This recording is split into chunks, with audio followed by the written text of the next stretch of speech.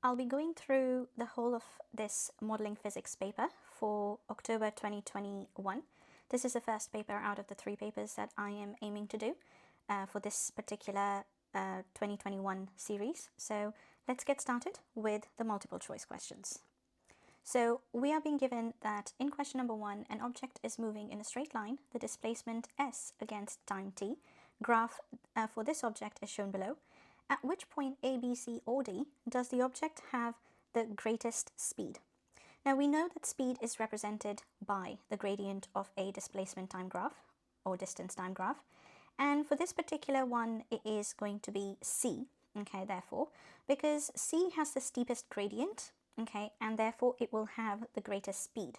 Remember, they're talking about speed over here, not velocity. So the direction does not matter. The fact that it's going down, okay, that it's negative, it doesn't matter. What matters is the magnitude, and that is the steepest for C, and therefore C will be my answer. Now, for question number 2, which of the following prefixes represents the smallest multiplication factor? So we know that femto is 10 to the power of minus 15, okay, that is 10 to the minus 6, nano is minus 9, and pico is 10 to the minus 12, and therefore A is the answer. For question number 3, we're given that the table shows some data for a car traveling on a straight road with an initial speed of 13 meters per second, and we've been given thinking, braking, and stopping distances. We are told that the car has a constant deceleration, and we need to find the magnitude of this deceleration when the brakes are applied. So this is almost like a 2-part question where you have to think about the let's draw a little sketch of the graph out first. Okay, so we know that in terms of the speed, okay, so let's just put V over here, okay, and T over here, just rough sketch, okay. Now it's going at an initial speed of 13 meters per second, okay, until it applies the brakes, okay, and then from there on it will decelerate at a constant rate until it comes to a stop. Okay, so it has therefore 2 sections. One is based on the thinking distance, and we need to therefore get the reaction time, okay, and we know that reaction time could be calculated using simply the speed and the distance, okay, so it is the thinking distance divided by its initial speed, and that is 0.69 seconds. So it takes 0.69 seconds for the person in the car to realize that there's a hazard, okay, and therefore at this point is when the brakes are going to be applied. Now we're given that basically this distance, or the braking distance, is 14 meters, which is the area under the graph. So in order to find the acceleration, we can use ultimately SUVAT, or change in velocity over change in time formula. Quite simply, I'm going to stick to this one, okay. So we need to get this time over here, okay, in which it comes to a stop, the total time. In other words, as well, we can work it out using the fact that the area is 14 meters. Okay, so let's do that. Okay, so this value over here on the y-axis is 13. Okay, so half times by 13 times by t, let's just call this t. Okay, so t minus 0.69, okay, is equal to 14. And if I just manipulate this, I would get t as 2.84 seconds. Okay, so now finally applying this to this formula, I can work out the magnitude of the acceleration. Okay, it just says magnitude, so I don't have to worry about the negative signs. However, I will just put it for the sake of it. So 0 is the final, minus 13 is the initial, over 2.84 seconds minus the 0.69 seconds, because it specifically asks for the deceleration during braking. Okay, so it is therefore taken away. Okay, you have to do 2.84 minus 0.69 for that reason. Okay, and once you pop that in the calculator, you'll end up getting 6 meters per second squared as your answer. Okay, so that's C. Let's move on to question number 4. It says the freezing point of ethanol is 159 kelvins, and what is it in degrees Celsius? Well, it's just 159 take away 273. Okay, so that is going to give me B as my answer. Okay, so remember the conversion is that Kelvins. If you want to get something in Kelvins, okay, you have to do degree plus 273. Okay, so want to work backwards, you have to therefore take away 273. Okay, let's move on to question number 5. It says that a spectral line corresponds to a wavelength of lambda1 in the lab, and the same spectral line observed in the spectrum of a receding galaxy corresponds to wavelength lambda2. The distance of the galaxy from the Earth is d, and the speed of light in vacuum is c. What is the correct expression for the Hubble constant h0? Well, in the formula booklet, we are given that h0 is v over d. Okay, and we are also given that delta lambda over lambda is v over c. So delta lambda is the change in the wavelength over the original wavelength, and therefore v is therefore that. Okay, now we pop that into that formula, we would end up getting C as our, sorry, my bad, A as our answer. Okay, so there we have it. Now for question number 6, we are given that for a simple harmonic oscillator, the maximum speed is Vmax and the amplitude is A, and the frequency of the oscillation is F. Okay, what is the correct expression for the oscillator? So we know that Vmax is related to A with this equation. Okay, and this equation comes from one of the other equations that's given to us, and that is in the formula booklet, that's given as V as plus or minus omega A squared minus x squared. Okay, because we are talking about maximum velocity, x is basically 0. Okay, and therefore square root of a square is just a, and this is what you end up getting. Okay, so now in terms of the frequency, we know that omega is 2 pi f. Okay, so if you just rearranged it, then, well, we don't even have to rearrange it actually, it just gives B as our answer. Okay, so that's really straightforward. Now let's move on to question number 7, where it says that the planet Mercury has a highly elliptical orbit around the Sun. The gravitational force F acting on Mercury due to the Sun varies with its distance r from the center of the Sun, and the graph of F against r for Mercury in its orbit is shown below. And we're given the closest distance to the Sun and the furthest distance as well. What does the area under the graph between the distances x and y represent? Well, centripetal force? Well, definitely not, because gravitational force is already on the x-axis, y-axis, so that's not going to work out. The change in gravitational potential energy? Well, yes, maybe. Let's check that, if that works out right. So we know, first of all, if the area roughly, now again, this is technically, if you want to work out specific area, this is going to be integration. Okay, over here we're not getting into the specifics. Okay, if I could just say that area is roughly the y-axis times the x-axis, okay, F times r, then we also know that F is gravitational force, which is gmm over r squared, okay, times r. Now, I know I'm forgetting the negative right now, so let me just put a negative, it's absolutely fine, okay? And here, when I just cancel the r's out, okay, I'm going to get minus gmm over r, and that is the gravitational potential energy, okay? So that, between 2 points x and y, it will be the change in gravitational potential energy, and therefore B is the answer. Okay, let's move on to question number 8 here. So it says an object of weight W is suspended from 2 identical cables, and the tension in each cable is 2 newtons. Each cable makes an angle of 35 degrees to the vertical. What is the weight of the object? This is such an easy question. I hope you're able to resolve the forces. Okay, so the tension is 2 newtons and because it's equal, okay, along the vertical right here, it will be just 2t, if I just call tension T for now, cos of 35 degrees, okay, because it's equal in both the cables. So we know that W is therefore 2 times tension, which is 2, times by cos of 35 degrees, and that ends up giving me D as the answer.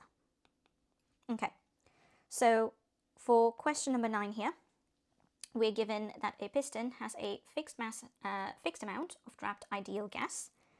We're given that the pressure is P, volume is V, the thermodynamic or absolute temperature of the gas is T, the mass of each atom is M, there are N atoms of the gas, and Boltzmann constant is K. Which quantities are required to determine the root mean square speed of the atoms? Now, this is literally from the formula booklet. Okay, so if you look at all the different formulae which are given under this section, you'll notice that the only formula that works out to work this root mean square speed is PV equals a third of NM C squared. Okay, and therefore that all these quantities are only present in D. Okay, so I'm going to go for D here as the answer. Hope that makes sense. You can look up in the formula booklet and check that none of the other quantities or none of the other options actually tick the box where you want to calculate the root mean square speed. Okay, so check it out, and if you have any questions, let me know. Let's move on to question number 10. It says an object of mass 0.12 kilos is lifted through a height of 0.6 meters at a constant speed of 3 meters per second. Okay, what is the minimum power needed to lift this object? So we know that power is force times velocity, okay, or speed. Okay, force is simply the weight. Okay, so the weight of the object, okay, and times by 3. Okay, so the weight of the object is mg, or rather 0.12 times 9.8, okay, 1 times 3, and that ends up giving you C as the answer to two significant figures. Right, let's look at question number 11. We're given that Kepler 90 is a star with several planets orbiting it. The two outermost planets are Kepler 90g and 90h. 90g has an orbital period of 210 days, has a distance of 0.71 AU, astronomical unit, from the center of Kepler 90, and Kepler 90h is this much from the center of Kepler 90, and we need to figure out the orbital speed of Kepler 90h given that third law applies over here. So what is the third law? Kepler's third law of planetary motion simply states that the time period, the orbital time period squared, is proportional to the orbital distance. Okay, so that is to the power of 3 as well. Okay, so now in this case, I'm just going to specify that I'm working out the orbital period of 90h. So I'm just going to use the 90h over here. Okay, so squared over 90g squared. Okay, which is equal to r90h cubed over r90g cubed. Okay, I do not need to convert any of the units here because it's all ratios. That's why I highly recommend ratios in such questions, because they just work really neatly. Okay, it just works really well, and all I have to do is just pop in the numbers, and at the end I'm going to have to square root it. So I might as well just write everything down, okay, just for the sake of it. So T90h squared, or rather just all in one go, square root. Okay, so R90h, which is given to me as 1.01 cubed, times by T90g squared. Okay, 90g has an orbital period of 210 days, so squared.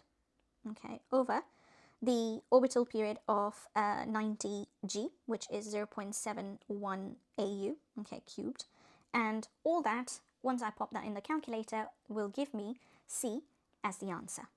Okay, so it's a really simple question as long as you know how to use ratios and you don't,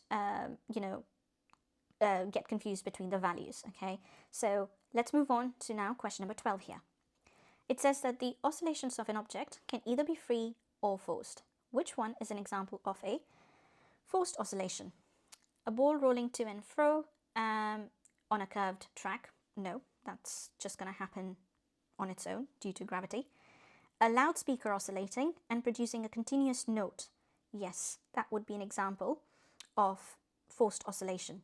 Okay, so B is the answer. So for C, right, it says a mass oscillating from the end of a suspended spring. Well, again, the mass has some weight, and the weight will therefore cause some oscillations to occur, okay, as it would just go back and forth, like up and down, okay, so like this basically, okay, up and down when it's released.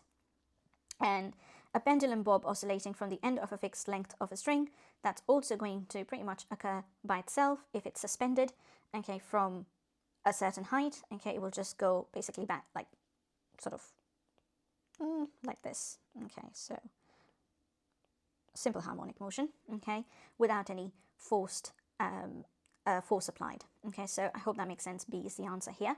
Let's move on to question number 13, where we are given a force against extension graph for a material being stretched, and we are to figure out what is the best estimate for the energy stored in the material when the extension is 10 millimeters. Okay, so we know that the force extension graph, for that, the area underneath is the energy stored, okay, elastic potential energy.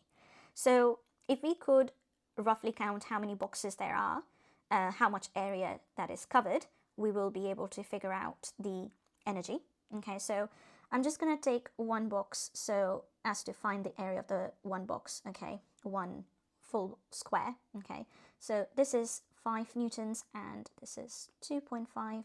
Okay, so it is basically, if I just do it over here, it'll be 5 times, remember this is millimeters, okay, so convert that, so the difference between is 2.5 times 10 to the minus 3, okay, and that gives me 0.0125, okay, joules of energy per big square, okay, and there are, well, 1, 2, 3, 4, 5, 6, 7, 8 whole squares, and then there is this together, this bit, and let me just highlight it, this bit over here, okay, there's 1, okay, so that's 9, and then there is,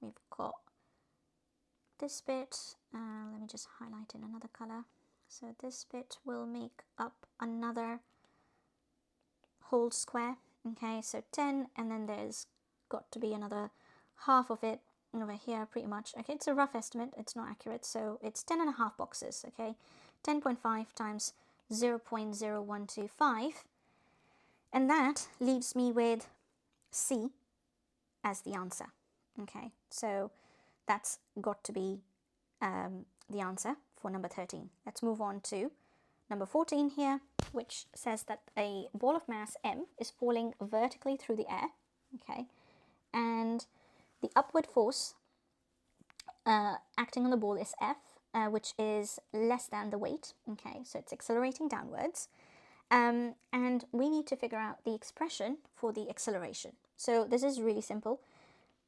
F, the resultant force is equal to ma, okay, it's W, which is mg minus F equals ma, okay, and therefore mg minus F over m is going to be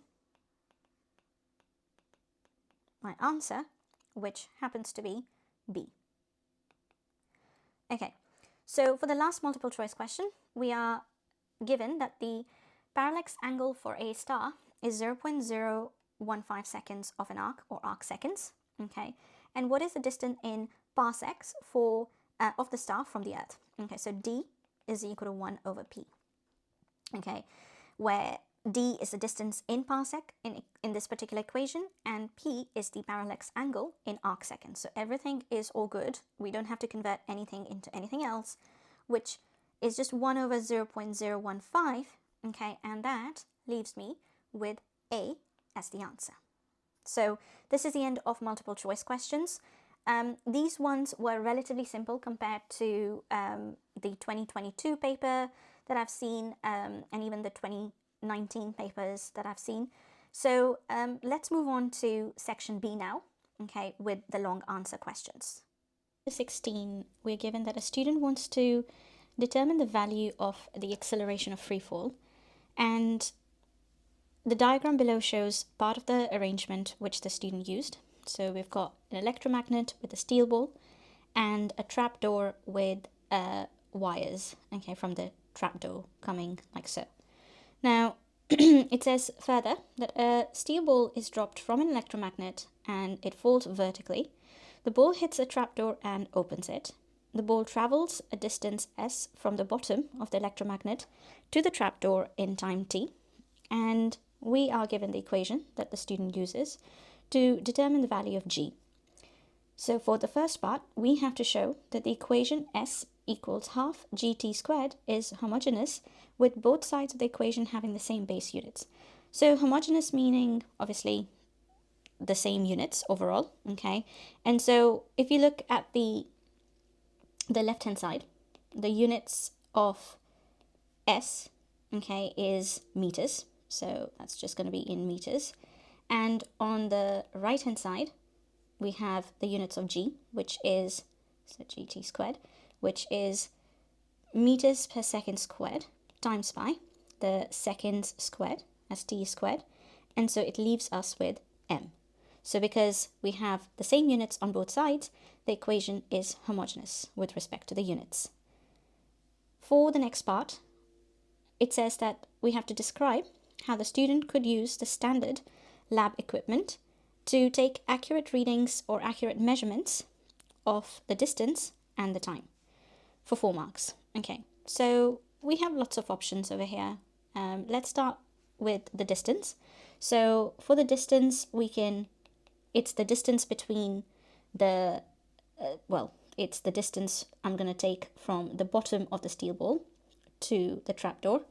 Okay, so I'm going to call that S. Okay, so that's something to keep in mind, because if you take the top of the ball, then you'll be taking the diameter of the ball as well. So avoid that from your measurements. Okay, so for the distance, I would say using a meter ruler or a tape measure,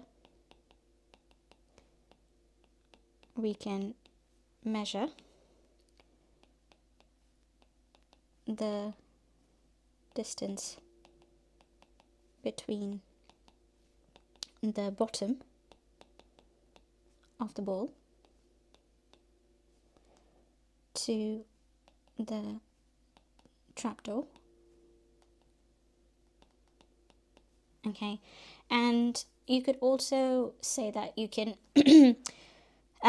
you should avoid parallax error by making sure that you look at the ruler from the eye level. Okay, so just make sure that you avoid parallax when using the ruler. I'll write that down in a second. So first of all, let's just mention the time as well. So for the time, we have lots of options as well. We can, I'm just going to use a stopwatch. That's easy. So I'm going to say that timer can be used to measure the time, the time it takes for the ball to fall. Okay, to the trapdoor. And in terms of accuracy, because we have to make sure we mention accuracy, we would say, so accuracy, we could either say that we should repeat our readings for for time, okay, for the same distance, okay, so for the same S value, take 3 repeat readings for the time, okay, and we can also, as I was saying earlier, make sure that we avoid parallax error while using the ruler or the tape measure. Okay, so that's my second part done. Let's move on to the next one. For part B, it says that the trapdoor falls downwards when the ball hits it. The ball collides elastically with the trapdoor with a speed of 4.4 meters per second, and the graph of force against on the ball against time is shown below.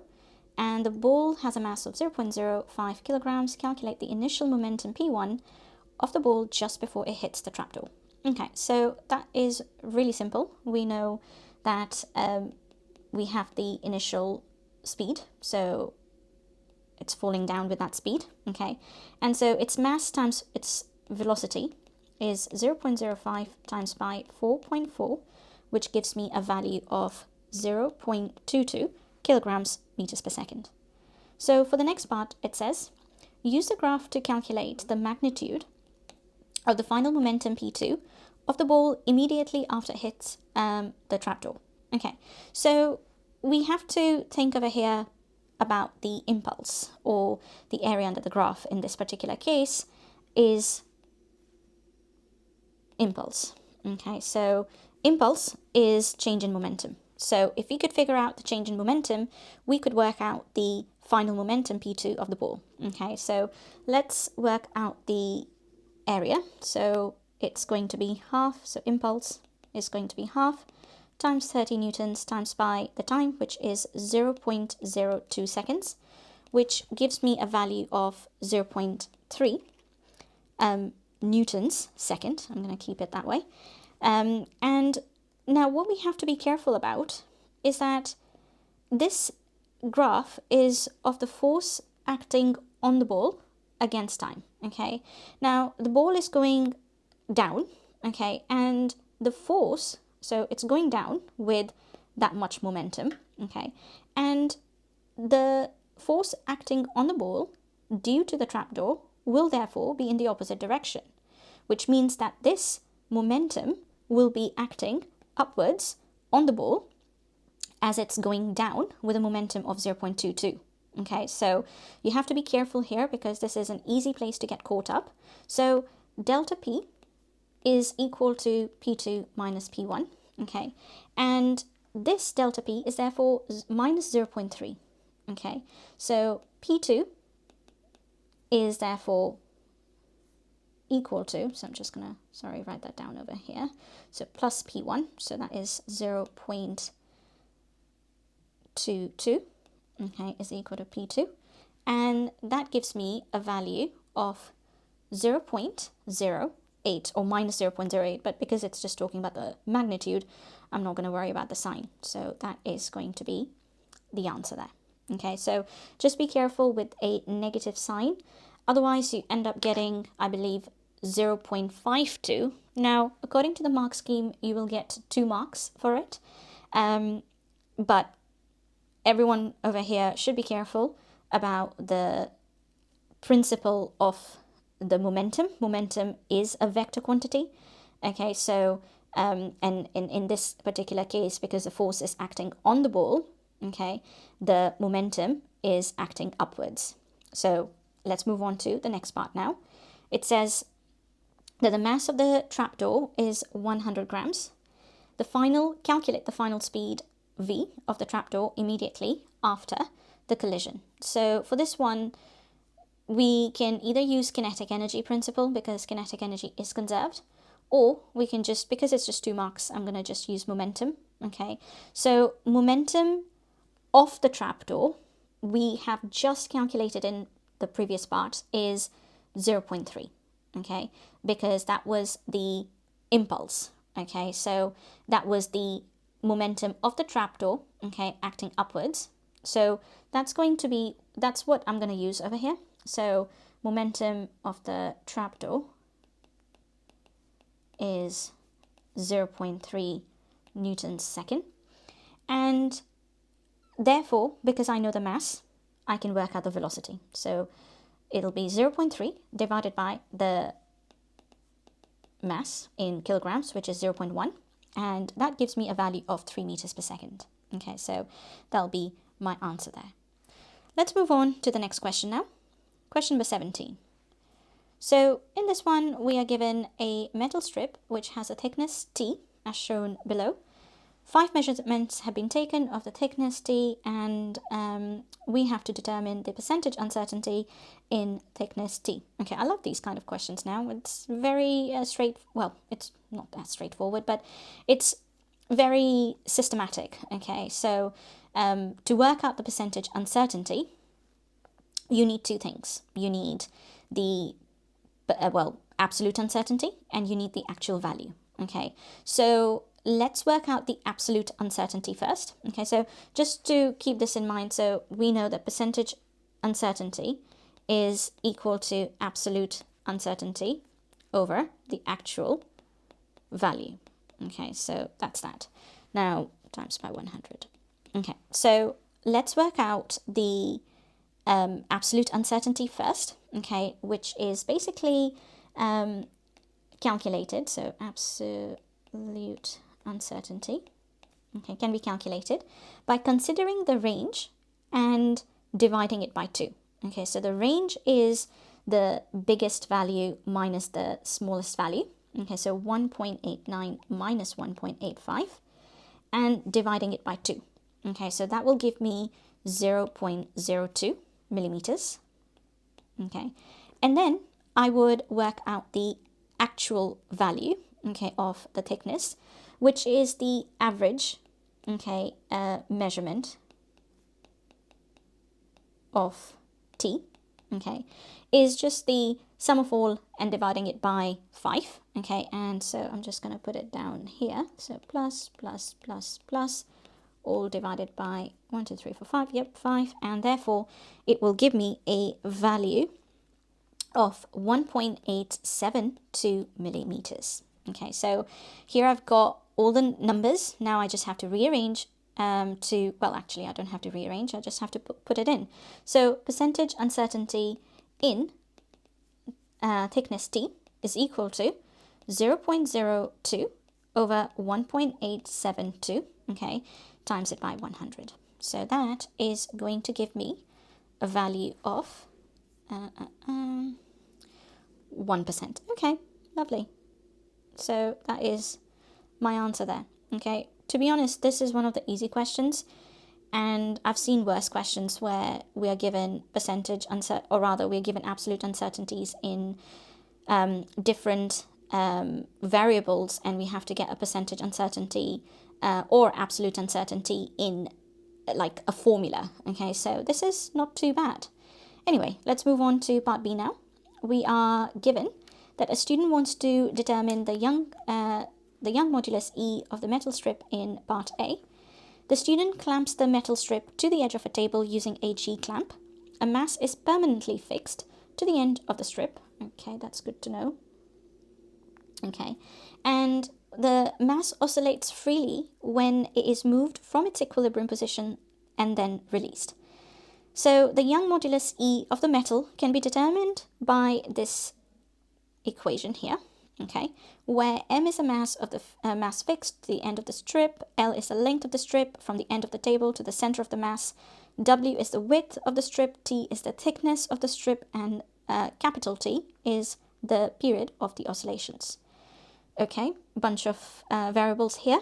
Let's see what the question is asking us. Well, to carry out an experiment safely and analyze the data to get an accurate value of E.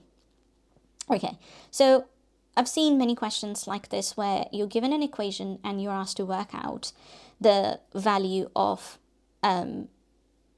one of the variables, okay, and you think over here about a graph first, okay, And graph could be used in terms of gradient or area. Okay, gradient is always my first like go-to. Okay, so if I want to look at this equation given, I know that, well, m is fixed, okay, and length and the time period is, if I draw a graph of, well, let's say t squared versus L cubed, okay, or L cubed versus T squared, okay, I think it'll be easier to do that, okay, because what I have is basically, if I have a graph of L cubed and T squared, it will be a straight line, okay, passing through the origin.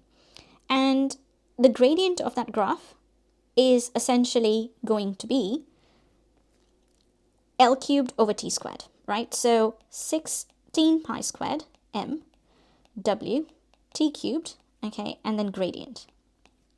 So if I can calculate the gradient, I can calculate my value of E, okay, by just simply, timesing the gradient with this bunch of values here. Okay, so that's the plan. Now, in terms of measurements, I can measure M, okay, using a weighing scale. W is the width, which I can also measure, okay, using vernier caliper or micrometer, and then T is the thickness, which the student has already measured, okay. So keeping all those values constant, okay, I can change the length of the strip and calculate the time period of the oscillations based on that. Okay, I hope that makes sense.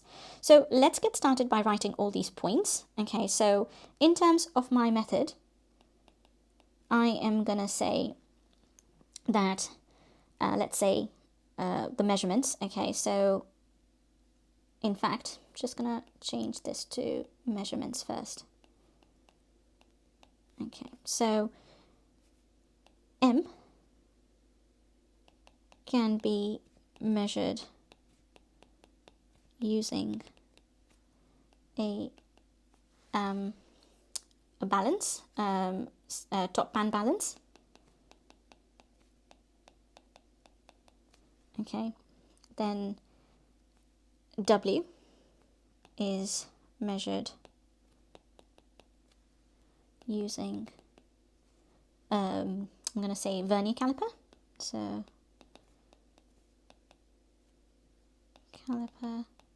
Okay, you can measure you can measure W at like different places if you really want to get it as accurate as possible, to make sure that the width is consistent. Okay,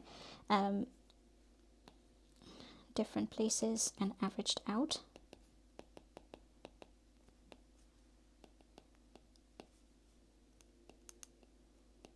I can't spell average. Averaged out. Then we have the T. T is already measured. Okay, so I'll just say that T is measured in part A. Okay, so part A. And so everything is measured. Let's put down the actual measurements you're going to take, well, you're going to vary. Okay, so in terms of the method, in fact, what I'm going to say is L is measured using a ruler and T is measured using a stopwatch. Okay, so now the method. So I'll say that vary the length of the metal strip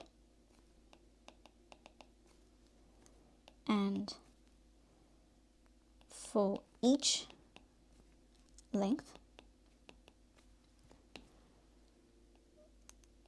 displace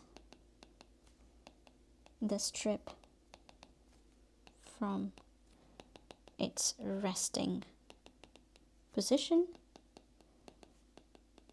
and calculate the time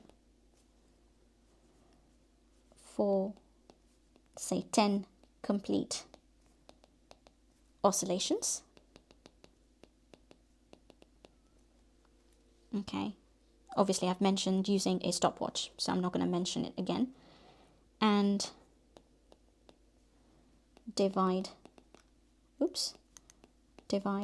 by 10 to get time period, okay, for the oscillations, and repeat, say, 3 times the measurements of t for the same length, just to be clear, and average them out. Okay, and then in terms of results, you are going to draw. Okay, so I'm going to put it under analysis. So plot a graph of L cubed versus t squared, and the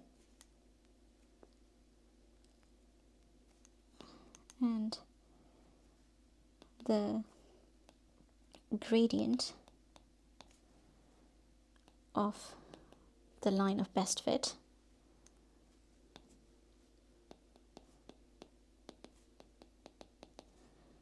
to be calculated. Okay, and then I'm going to just put down the calculation that I just said over here. So let's just put it right here. Okay, so just explaining it. Oops, get rid of the multiple bracket and then that. Okay, so in fact, I'm gonna say substitute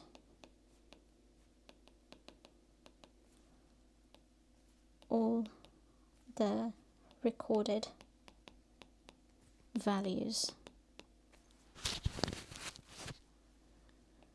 of M, W, T, and T, along with the gradient to calculate Young modulus E. Okay, so that is my graph of, that is my method and analysis. Okay, hopefully that makes sense. Let's move on to the next question now. Okay, so for question number 18, we are given a 150 watts heater, which is used to heat 25 grams of ice in a sealed and well-insulated container. The initial temperature of the ice is minus 20 degrees C, and there are 3 distinct regions of the graph, X, Y, and Z. Use the graph to determine the specific heat capacity, C, of ice. Okay, so we know that specific heat capacity has a formula of C equals E over M delta theta.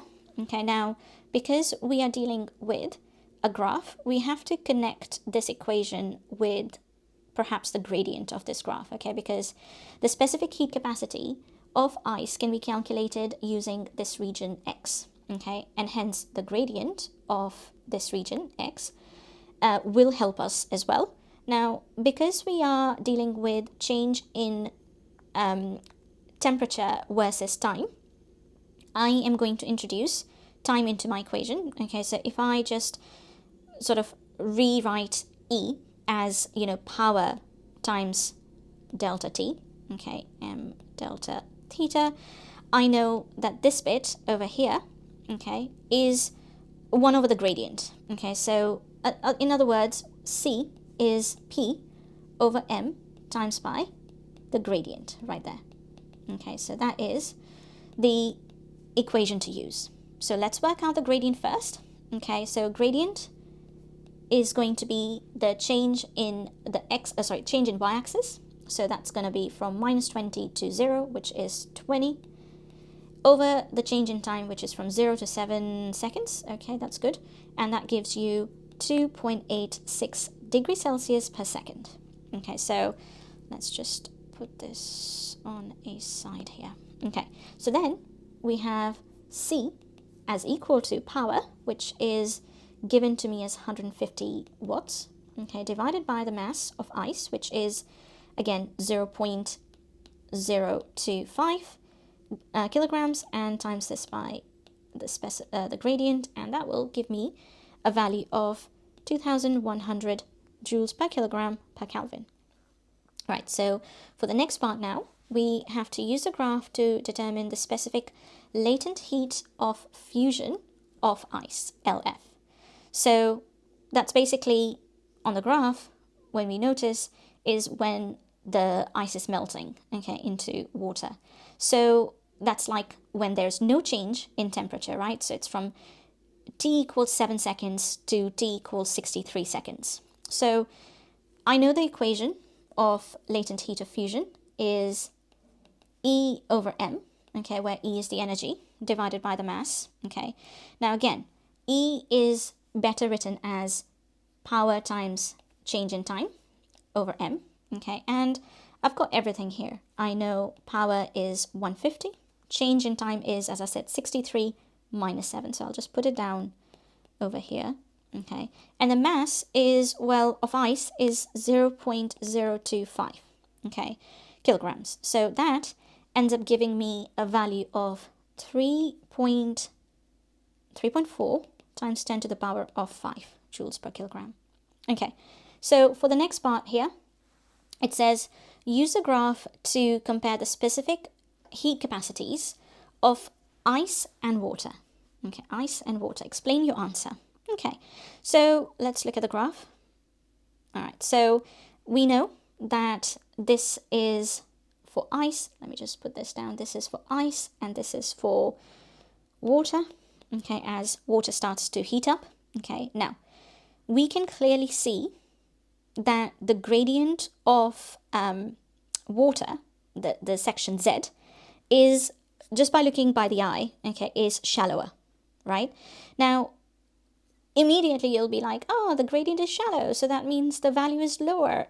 No, be careful, because the gradient here is 1 over, okay, right? As in the specific heat capacity, as we have noticed right here, C, is 1 over the gradient, right? So that means that the shallower the gradient, the higher the value of C. All right, so as long as you're careful there, you would have gotten it right. Okay, so let's put that down first. So I'm going to say that for part Z, okay, the gradient is shallower, or I can say it's smaller, okay, smaller than part X. So let's just get rid of that, actually.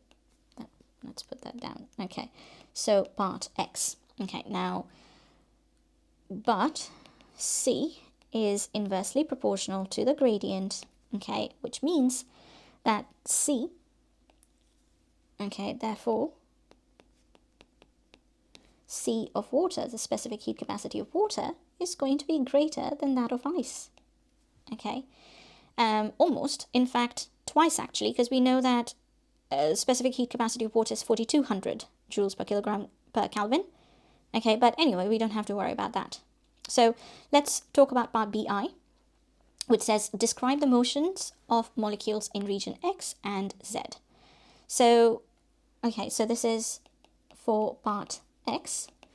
We know that ice molecules, or well, yeah, I can say ice molecules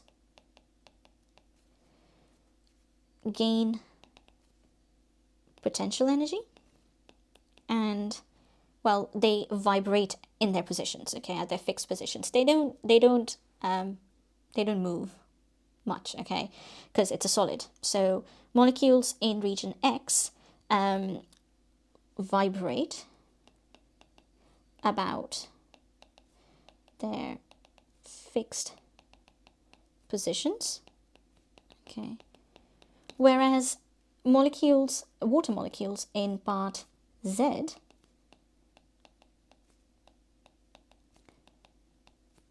gain kinetic energy and are free to move, okay, in randomly.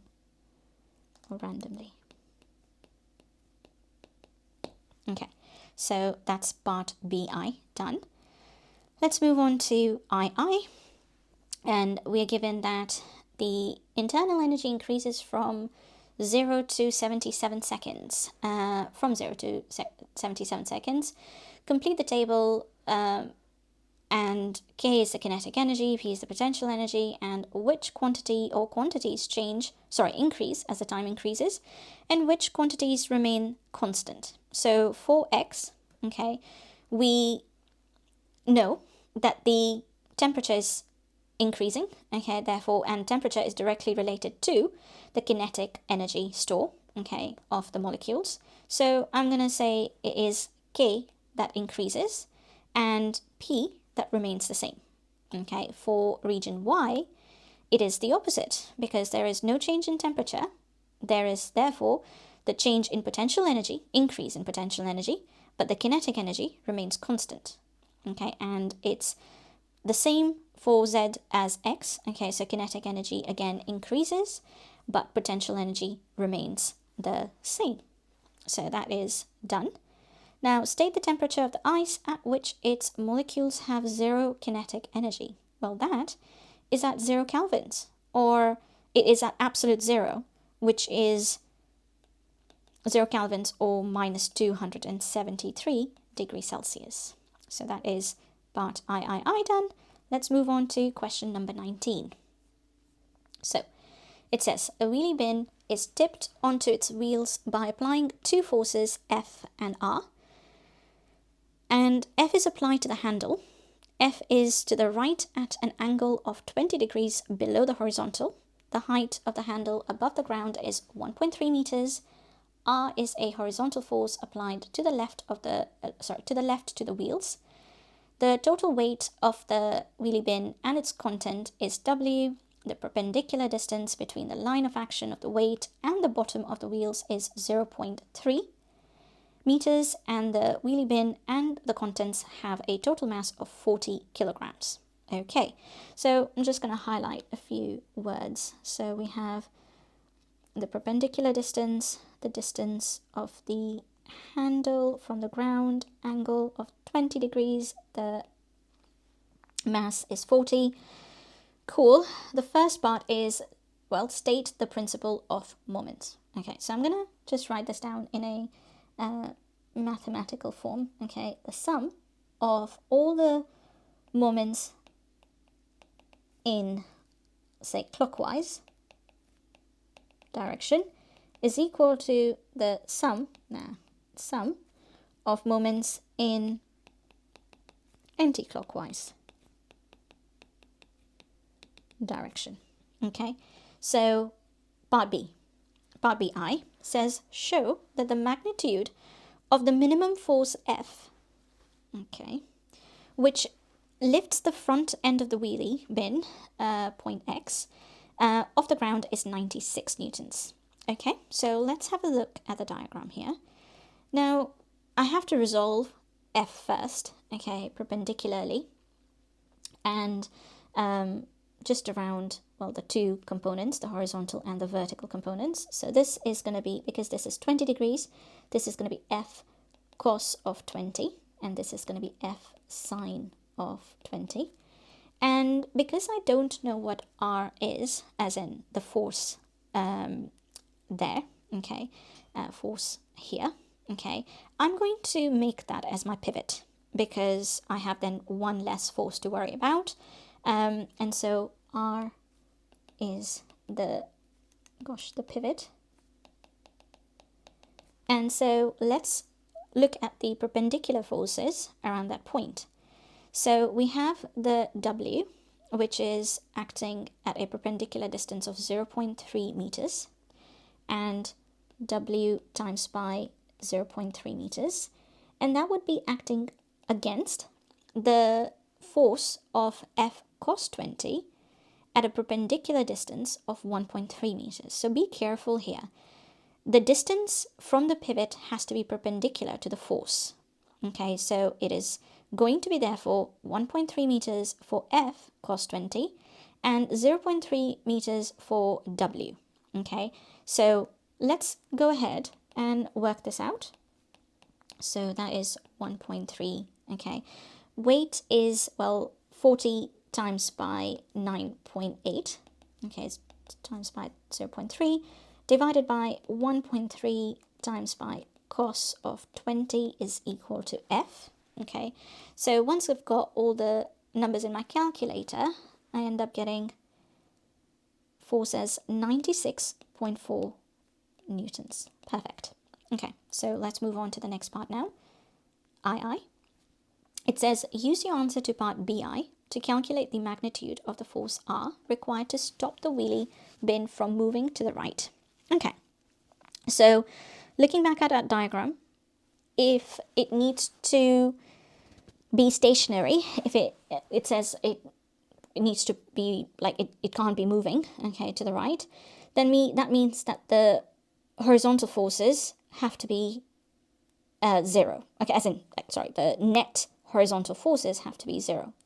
Okay, so that means that F cos 20, okay, will be acting against R. Those are the only two forces acting in horizontal directions. Okay, so let's put that down.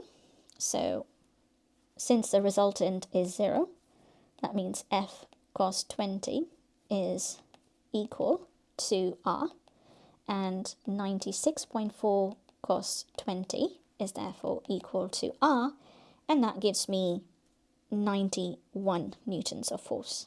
So that was relatively simple. Now for part C, we have been given that the wheelie bin is now placed on an adjustable slope, and the wheels are now fixed so that they cannot move. The angle theta made by the slope with the horizontal is steadily increased from 0. Explain without calculation at what angle theta the wheelie bin starts to topple clockwise. So basically what we have to think about is theta would have to increase, right, to the point, so we don't have to specify a value, okay, but what we have to specify is at what point would that topple over.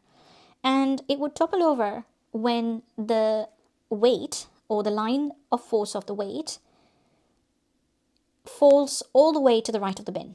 Okay, so it's not the easiest diagram to draw, okay, but say you have the angle like this now, okay, and you have the same bin, and I'm gonna try and do my best.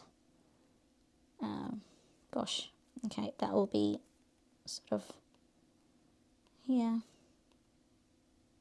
Okay, right, so you have that, okay, and the weight, okay, will have to lie much to the right of the wheel. Okay, so I've not done justice in this diagram, guys, so let's just get rid of this. This is not the greatest diagram, but you probably understand where I'm coming from, right? So if you have almost like at an angle, that diagram was horrible. Okay, so if it is now like this, right?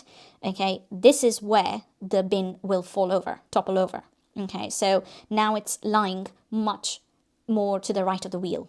Okay, so it's going to be like when it's almost at a point where, let's say, it is like wee, like that. Okay, really horrible diagram, but yeah, let's put that down. So when the weight,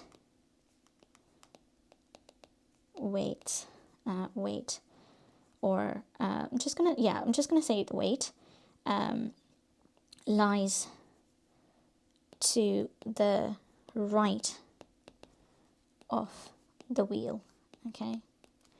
I think this particular diagram actually helps to visualize, okay? So when the weight lies to the right of the wheel, it will topple over. Okay, so I'll just put that there. All right, now let's move on to question number 20. It says that the diagram below shows the Earth in space, and for the first part, it says, on the diagram above, draw a minimum of 4 gravitational field lines to map out the gravitational field pattern around the Earth. Simply the lines coming like so.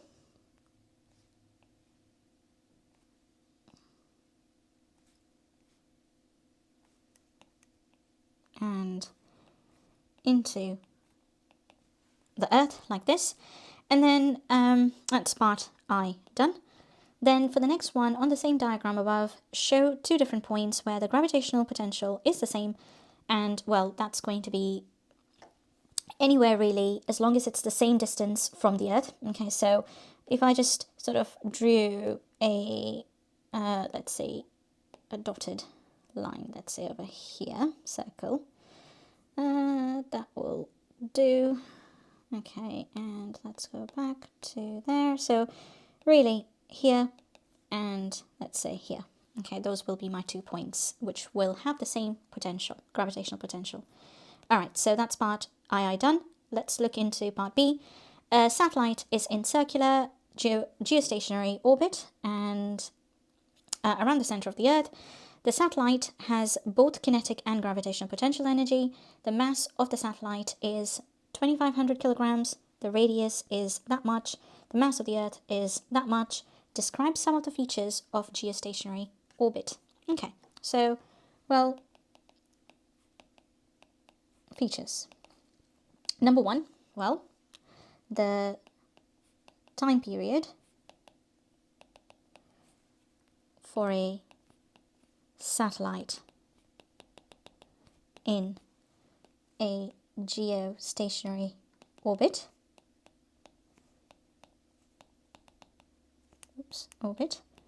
is the same as Earth's. Okay, that is basically 24 hours. Okay, then we also know that it rotates about, well, above the same point on Earth. Okay, it stays at one point and it just goes around, you know, around the same point, not around the same point, but it's basically going to be at the same point, okay, and it would basically rotate at the same time period as the Earth. So it will always be at the same point on the Earth, above the Earth. Okay, so it rotates above the same point, okay, above the Earth, or on Earth. Okay, English is not my strongest. And we could also say that the orbit is around the equator. Okay, so this orbit is around the Earth's equator. Okay, so those are my points. And now I'm going to work out the total energy of the satellite in this orbit. So we know that the total energy is the sum of kinetic and gravitational potential, okay, Ke and Pe. However, with respect to the gravitational potential energy, okay, remember, it is negative. Okay, so kinetic energy is positive half mv squared, but the potential energy, gravitational potential energy, is minus gmm over r. So watch out for that. Now, we would have to work out the speed, but I'm going to just do all the calculations in one go. Okay, so it's going to be half mass of the satellite, which is the lowercase m, is 2,500. V, right, is 2 pi r over t.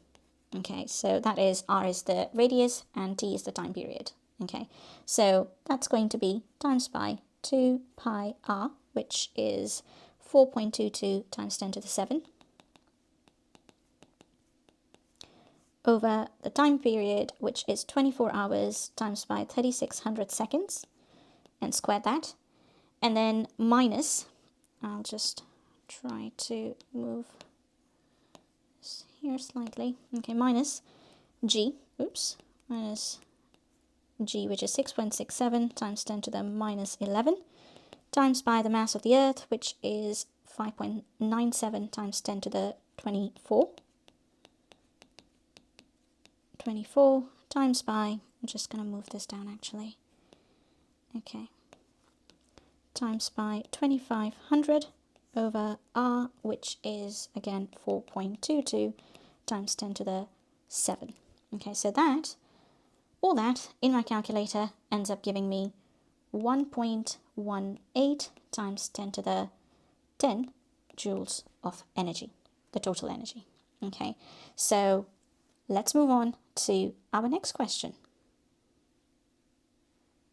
Question number 21a, it says one end of a spring is fixed to a support. A toy car which is on a smooth horizontal track is pushed against the free end of the spring and the spring compresses. The car is then released and the car accelerates to the right until it springs back to its original length. So the car moves with simple harmonic motion as the spring returns to its original length. The acceleration of the car is given by this expression right here, where m is the mass of the car, k is the spring constant, x is the compression of the spring. Use the data below to calculate the time t. To work out, to calculate time t, it takes for the spring to return to its original length after the car is released. So what we have to understand over here is that the car originally is compressed. Okay, so if, let's say, this is the original length, okay, right here, and this is the compressed length, okay, it is at this point, okay, at t equals 0, and the question is asking what is the time taken for the spring to return to its original length after it's been released. So it needs to go this way, okay, until it reaches its original length. Now that, as per simple harmonic motion, okay, it will basically go like to the right, okay, then back again, okay, all the way to sort of a resting position, okay. So the time that we are trying to figure out is basically a quarter of the time period, okay. So that's the key, okay, and we can work out the time period using the given equation, which is minus k over m times x, and equaling it to a. Now, simple harmonic motion says that a is equal to minus omega squared x. Okay, so I'm going to equate that to this given expression. The minuses cancel out, x cancels out, and therefore I'm left with k over m equals 2 pi over t squared, like so. Okay, so from here, once I rearrange it, okay, to make t the subject, I'll get, you can flip it like so basically, so just like this, okay, m over k, and then square root both the sides, and then multiply both the sides by 2 pi, so it will become that. Okay, so we are given that m is 80 grams, so that will be 0.08 kilograms, divided by the spring constant, which is 60 newtons per meter, and so that ends up giving us the time period as 0.229 seconds. And then from here we can work out the time as a quarter of 0.229, and that gives me a value of 6.28 times 10 to the power of minus 3 seconds. So you really have to be careful about the relationship between the time and the time period over here, because they are not the same. So for part B now, we are given that the arrangement in A is used to propel the toy car along a smooth track, like so. And point A is at the top of the track. The launch speed of the car is now adjusted until the car just reaches A with 0 speed. Okay. The height of A is 0.2 meters above the ground, and all elastic potential energy is transferred into gravitational potential energy of the car. Calculate the initial compression of the spring. So for this, it's really simple. Elastic potential energy is half kx squared. Gravitational potential energy is mgh. You make x the subject, and that's it. X is equal to 2 mgh over k square rooted, and that is 2 times 0.08 times 9.81 times by the height, which is 0.2, over 60, and square rooted, and that will give you 0.07 meters as the compression. So for the next part now, it says, at a specific speed, the car leaves the point A horizontally and lands on the track at point B. The horizontal distance between A and B is d. Air resistance has negligible effect on the motion of the car, and we need to explain how the time of flight between A and B depends on the speed of the car at point A. Now, basically, what we have to understand is, how is time related to the speed, right? So at point A, or rather I should say, we have only initial horizontal velocity, right? Because it's launched horizontally. So that does not change the time, okay? Time has no, the time is independent of the speed, therefore. So I'm going to say that time of flight is independent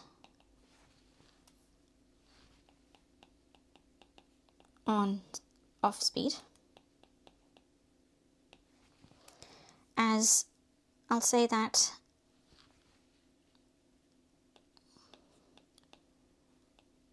the distance it falls through is going to be the same. Okay, it is that's because the initial vertical velocity is 0. Okay, so because the distance of fall is the same, and the initial vertical velocity is 0. So I'll just leave it like that, given that this is y and this is x. Okay, now next question says, explain how the distance depends on the speed of the car at A. So we know that distance, x, is equal to ux times t. Okay, the initial horizontal velocity times by the time.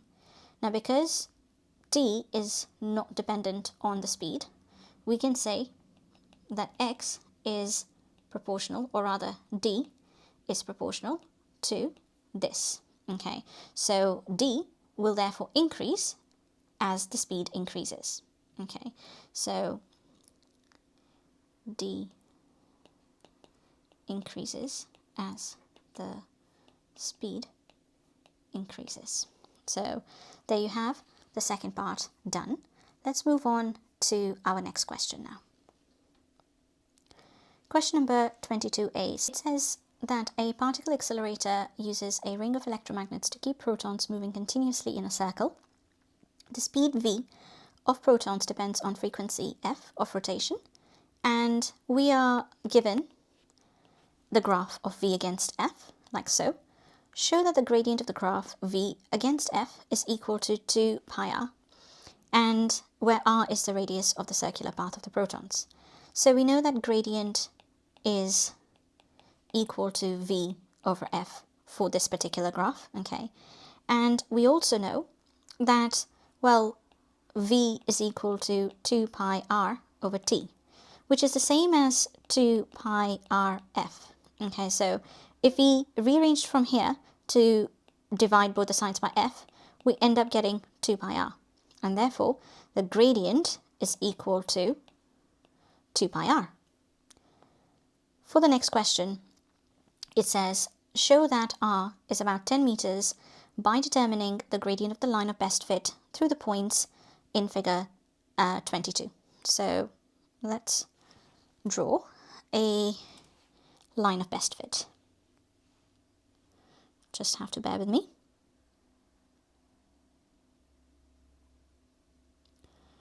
Okay, I think that will do. So, okay, and I'll just extend it till there. Okay, right, so that is my line of best fit, and I would have to work out the gradient. Now, this particular value over here is going to be 1.12, and that is 0.4, and then in this particular case that value is going to be 0.7, so 0.6264. Okay, so I'm just going to highlight that I am working out the gradient. So, okay, so that is going to be, let's see, the gradient is equal to the 1.12 minus, it was 0.4 times, not to forget that, 0.4 times 10 to the power of 7 divided by the change in x, which is 1.8 minus 0.64, again keeping that in mind. So 1.8 minus 0.64 times by 10 to the power of 5. So just putting that in the calculator, let's see what we end up with. 1.8 minus 0.64, and then that is times by, okay, so that gives me a value of 62.1, okay, and I need to work out the radius, and I know that this is equal to 2 pi r, so therefore r is 62.1 over 2 pi, so 2 pi, that gives me 9.89, so 9.89 meters, which is roughly 10 meters. Okay, so for the next part now, we are given that the maximum speed of the protons from this accelerator is this much. Calculate the maximum centripetal force F acting on a proton at this speed, given the mass of proton is that. So we know F equals mv squared over r. So 1.7 times 10 to the minus 27 times by 2 times 10 to the 7 squared over the radius, which is 9.89, okay, and that gives me, or rather just 9.9, and that gives me a value of 6.9 times 10 to the power of minus 14 newtons, okay. So now for the next part, we have a new particle accelerator, which is now being built for moving the electrons in a circle of radius 20 meters. The ring of electromagnets for this new accelerator provides the same maximum centripetal force as in part A. Calculate the speed, maximum speed. So you can either do this by finding out the relationship between, looking at the relationship between R and V. Okay, or you can reuse the formula of F equals mv squared over r, but this time using r as 20 and the same force as above. Okay, so I'm just going to use this formula. I'm going to make v the subject, so F times r over m. and F is 6.9 times 10 to the minus 14 times by R, which is now 20 over the, so basically everything remains constant, right? So you are, of course, absolutely fine to use the relationship between R and V. Okay, so anyway, the answer to this question is 2.8 times 10 to the power of 7 meters per second. Right, let's move on to question number 23 now. It says Algol, okay, is a triple star system with 3 stars, okay, orbiting each other. This triple star is 90 light years away from Earth, and we've been given some data for star A1. Okay, calculate the gravitational field strength G on the surface of A1 to 3 significant figures, including the absolute uncertainty in your answer. Assume that other stars of the system exert negligible gravitational force on AA1. Okay, so we know that G is essentially given to us in the formula booklet as F over m, right? And we know gravitational force is equal to Gmm over r squared, and therefore m's cancelled out, you get Gm over r squared. And so basically you can simply put that, everything is given to you. Okay, so 6.67 times 10 to the minus 11 times by m, which is 6.31 times 10 to the 30, okay, divided by the radius, which is 1.9 times 10 to the 9 squared, okay, and that gives me a value of 116 newtons per kilogram. Okay, so let's put that down as, rather actually, my bad, 117. So 117 newtons per kilogram, and we have to now work out the absolute uncertainty, which is based on the percentage uncertainties of R and M. Okay, so I'm going to work out just right here, percentage uncertainty in G overall, okay, is 2 times, okay, the percentage uncertainty in R plus the percentage uncertainty in M, okay, and the reason is R is squared, okay, at the bottom, so that's why you have to double the percentage uncertainty in R.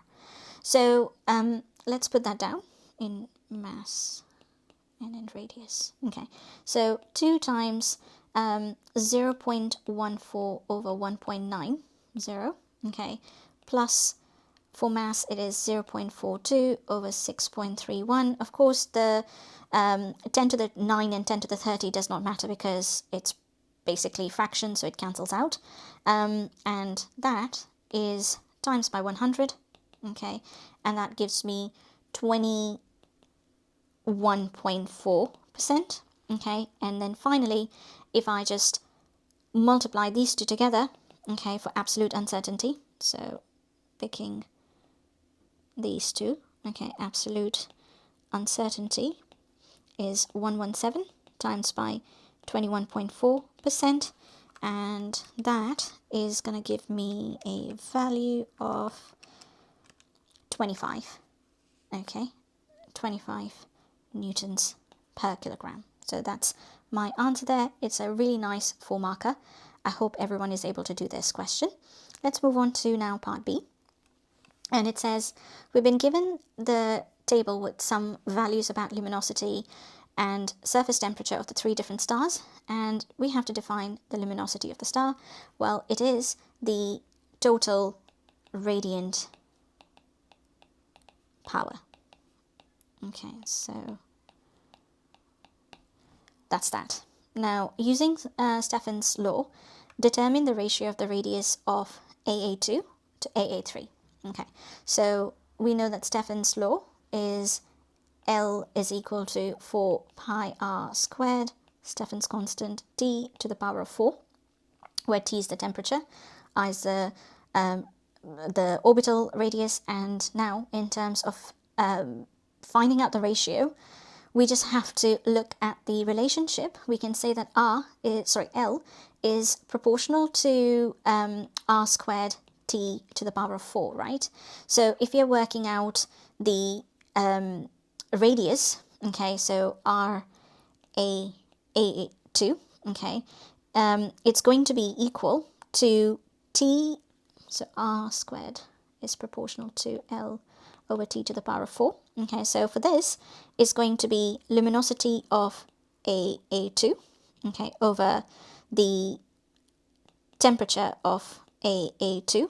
Okay, so that's to the power of 4. I'm just going to leave it, like that. Okay, and then you have to divide this by RAA3. Okay, so I'm just going to basically flip that around. So times it by TAA3 to the power of 4 over LAA3. Okay, so putting all these numbers in to my formula, let's just do that whilst we are here. So we have this over this, okay, so 6.92 over 4500 to the power of 4, and then I'll just put everything in one, the square root in one go, and then that is 10. So that is going to give me a value of K2.3. Okay, so that is the answer to this particular question. I think this was also really easy as long as you knew how to be careful about the ratios, and you would have been fine. Okay, so let's move on to the next part where it says use Wien's displacement law to explain which star would have the longest wavelength at the peak intensity of the emitted electromagnetic radiation. Well, we know that according to Wien's law, lambda max is inversely proportional to temperature. Okay, so surface temperature. So for the longest wavelength, you got to have the lowest temperature.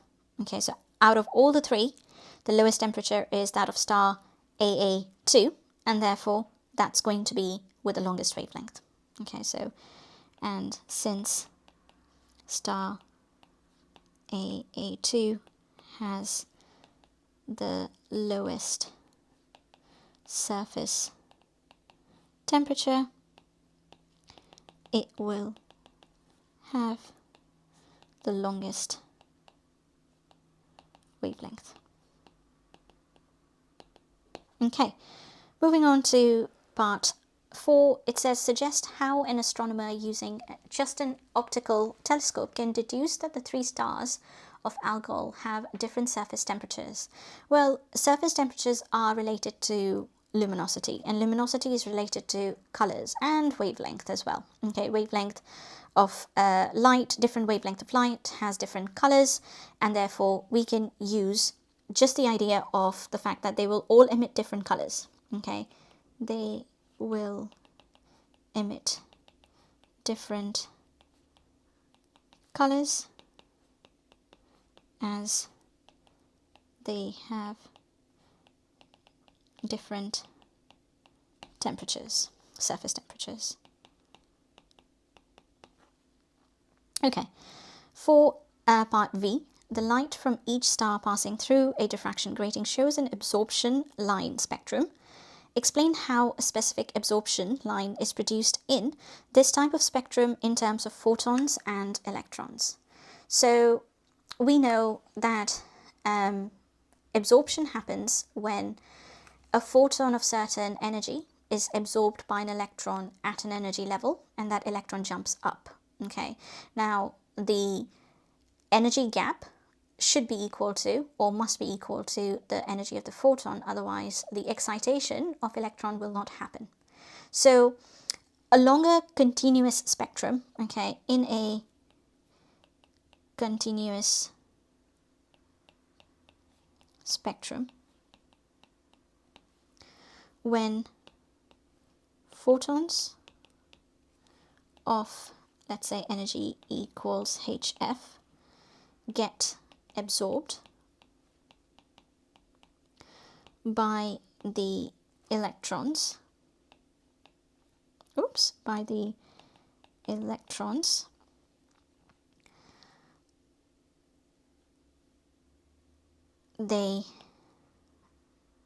these electrons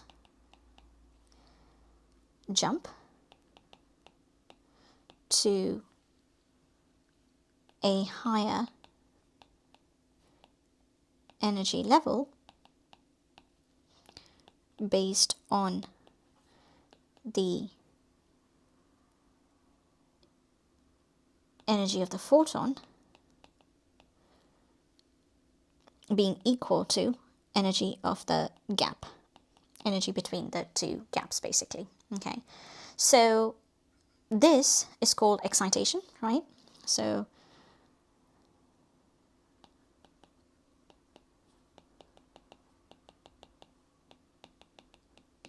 and photons are, when the electrons jump back down, the photons will be re-emitted. Okay, so there's going to be an emission spectrum, but we don't have to mention that. I reckon we should just stick to what we've mentioned here. It's important to know that electrons will only be jumping up if the energy is equal to that of the photon. Okay, so the energy gap, okay, is equal to photon. So that's the key over here. So that's all I'm going to say, and let's move on to now part C, which says that AA1 star could evolve into a black hole. State 2 ways in which the black hole would differ from AA1 star. Well, it would definitely have a stronger gravitational field. Okay, stronger gravitational field. Okay, and it will not be emitting any visible light. Okay, it will not be luminous at all. So not emit any visible light.